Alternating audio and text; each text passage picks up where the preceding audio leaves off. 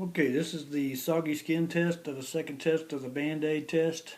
Eventually on Monday you're going to run a inquiry lab, and I will give you a lab to do, and you will write the whole lab yourself. But this one's already written out for you.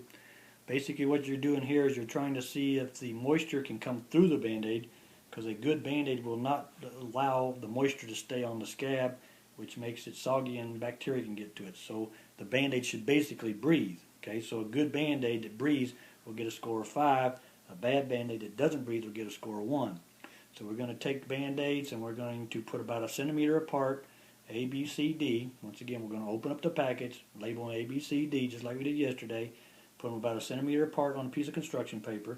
We're going to turn the construction paper over. Going to take a wet paper towel and dampen behind each spot where the actual bandage would be, the cloth part, and we'll dampen that.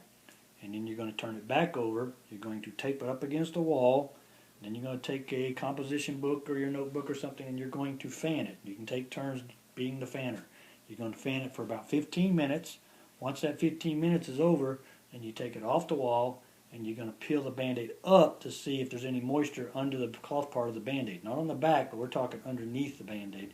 And then if there's the less moisture it has, the better score it gets. If there's no moisture, then all the water got evaporated, and you'll give it a 5. If there's a lot of moisture, then you're going to give it a 1, and if there's anywhere between, that's when you're going to give the 2, 3, 4, whatever numbers there are. Okay? And so everybody's probably going to have their own lab paper on this one, and so I don't believe there's a graph or anything. And if you have any questions after you watch this video, then you need to ask me tomorrow before we begin the lab. Okay? And that's the soggy skin test.